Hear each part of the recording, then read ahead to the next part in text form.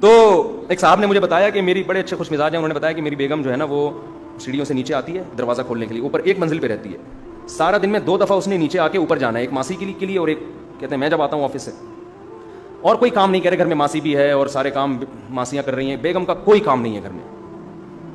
تو کھانا بس پکا لیتی ہے, وہ بھی کبھی باہر سے آ گیا. تو مجھے کہہ رہی تھی کہ جو ہے نا ایک بیل لگا دیں,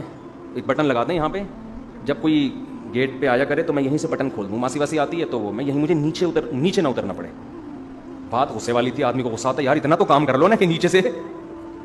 تو بندہ کہہ رہا ہے مجھے غصے کے بجائے کیا آ رہی تھی, جو آدمی ڈپریشن میں نہیں ہوتا نا اس کو بعض دفعہ غصے والی بات پہ بھی ہنسی آ رہی ہوتی. مجھے بتا رہا تھا, پھر میں نے کہا اپنے بیگم سے کیا, میں نے بیگم سے کہا ہاں دیکھو بہت زیادہ ایکچولی بہت ٹینشن والا کام ہے, ایکچولی صرف نیچے آنا نہیں ہے بلکہ آنے کے بعد واپس, اگر صرف آنے کا مسئلہ, کیونکہ جب آپ واپس جاؤ گی گریوٹی کے خلاف کام ہوگا, سائنس بھی ہے نا اس میں بھائی, گریوٹی آپ کو نیچے کھینچ رہی ہے اور آپ ایک ایک اسٹیپ کر کے گریوٹی کے خلاف, اور یہ نہیں کہ ایک دم سے گریوٹی, ایک اسٹیپ پہلے اوپر وہ گریوٹی کے خلاف, دوسرا اسٹیپ اس میں آپ زمین نیچے کھینچ رہی ہے اور آپ کہاں جا رہے ہو, اور دن میں یہ ایک دفعہ نہیں 2 دفعہ یہ کرنا پڑ رہا ہے. اس سے تو آپ کا کولیسٹرول سب ختم, فیٹ جو ضروری ہے وہ بھی ختم, ماس جھڑنا شروع ہو جائے گا. یہ بہت بہت ضروری ہے بیگم, سمجھ میں آ رہی ہے بات. جو خوش اخلاق ہوگا نا اس کا اسٹائل یہ ہوگا, جو ہر وقت ڈپریشن میں ہے نا, ڈپریشن میں آیا گھر میں تھکا ہوا, پینے پلانے کا معمول ہے اس کا.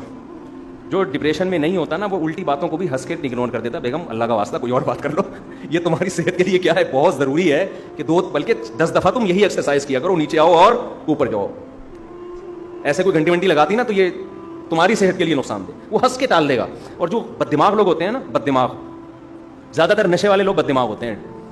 وہ کیا جواب دیں گے, جو آج کل آ رہے ہیں ہمارے پاس تو ہر قسم کے, وہ اگر اس کی بیگم اگر ایسے کہے گی کہ بٹن لگا دو, اس کی کھوپڑی گھومے گی, ابے سارا دن تو کرتی کیا ہے